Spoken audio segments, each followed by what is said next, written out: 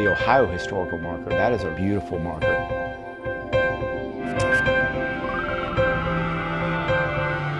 We've got a marker in every single state of the nation. The Ohio marker, that is absolutely my favorite.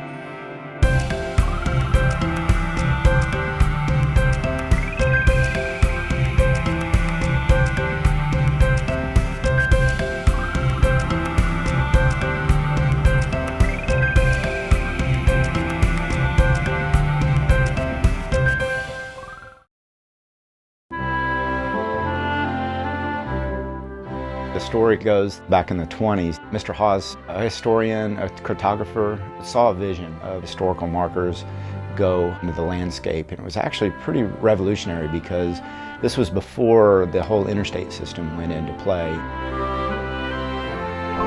It's Hawes, and it's H-A-W-E-S, and that's actually, if you spin it, is where we get our name, Sewah Studios. The evolution of the Ohio program, it really started out with the Historical Society.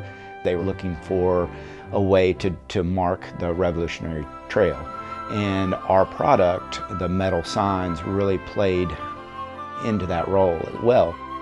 So it was kind of a partnership to come up with the design. Once we achieved that design, the patterns were made and have been used ever since.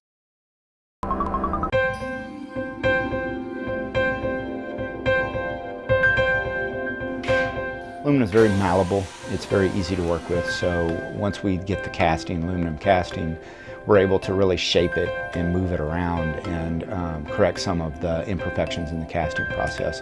It also takes paint very well. So that was another key feature. Whereas steel and more of the ferrous metals are a little bit more difficult to protect and keep a finish on. First process is assembling all the type. We then glue it and attach it to the pattern. Mr. Hawes back in the 20s needed to come up with a font. All markers were done all uppercase, and today we call that yelling online. Very difficult to read. His vision was to make them more like a news article, like you're reading a paper. So, big caption, that way you can see what you're reading, and then as you drill down, it's much more easier to read a sentence style with the upper and lower case. Now, to come up with his font, he held a contest across the country. The winner for that became our Sewah font. They'll then go through a cope and drag sand casting process. It really dates back all the way to the Egyptians. There's nothing new here. Basically making an impression in sand. Now we use sand for a couple of reasons. One, it captures the detail. And then when pressure comes together, what we want to do is we want the ball up like that, and then we want it to break. So when through the pressure and the moisture and the compaction, you're able to get the buckeye detail, all the leaves and our signature textured background, all that is reproduced through the sand. Sand also comes right here from the Ohio Valley, which is a very important reason why we are in Ohio. The sand up and down the Ohio River is just phenomenal for all casting. Once you have the two negative halves, you put the two together, we clamp it, and then we pour molten aluminum down into the void cavity. The aluminum, we take it up to 1300 degrees. We usually like to keep it at around 1200 degrees. Aluminum changes from its liquid back to a solid at around 1000. So we've got a couple hundred degrees to work with when we're transferring it from the furnace down into the cavity. On a day like today that's in the low 60s, it's probably within 10 minutes. It's to a solid, and we can go right to work in the finishing department. It's an incredibly green process. All of our letters, our patterns, our sand, even our aluminum is all reused or becomes part of the product. As third generation owner, I used to come up, spend the summers here in Ohio, and the real treat was to come to the plant with Grandpa and see how the process worked. Right when I hit the door, I went straight back to the foundry. I was just fascinated with playing in the sand and actually making sandcastles is kind of the way I looked at it. My grandfather, Gerald, was the worker's man guy. He never parked out front. He never came through the front door. He walked in the back and really spent time with the workers on the floor. Mr. Hawes had to take a job as a salesman, so he went to work for the company that my grandfather was employed at. And long story short, Mr. Hawes lured him over to actually run the plant. So it was really kind of a friendship, but also, a business relationship. In the 1950s with the interstate system is really where the historical marker business took a boom.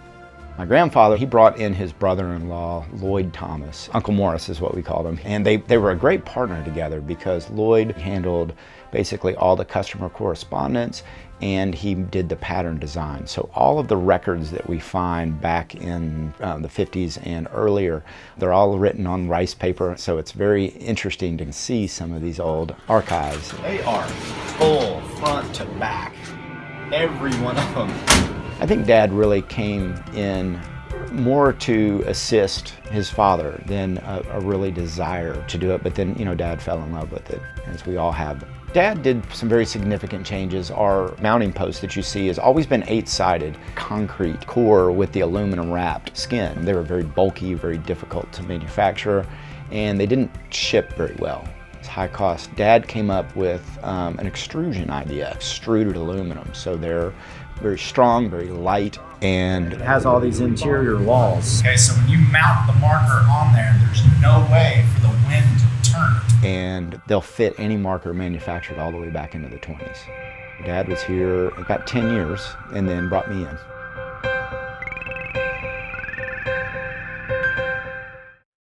The finishing department is where we take all the pouring gates off, try to clean it up and get it ready to its finished form. Certain little flaws are taken out to where we like the finished product from a metal standpoint. We then take it into our electrostatic powder coating process. Through electrostatic attraction, we're able to transfer the powder onto the part, and then through heat, it then sets, thermally sets. It makes a very hard, durable finish. All of the gold and the aluminum are actually rolled on by hand, so that's a liquid. But it's amazing what you can do with paint. It's all air dry enamel. Through bakeouts and curing schedules, make a very hard, durable finish. So it's not very easily to work with. But I have fabulous artists that come in. We then finish with a clear powder coat, like an auto finish. Very hard, long lasting, and takes Mars.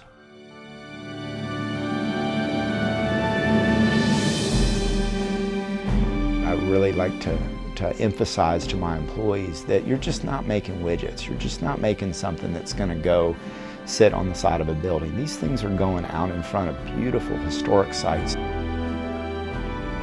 Everybody they believe in the product and they believe in the company, and you can really see that when you're out looking at these things out on the roadside. The Ohio History Connection, very good partner. So many other states and customers really look at the Ohio Historical Marker Program as kind of the marker program to be. We're very excited to be in the state and to be working with our partner.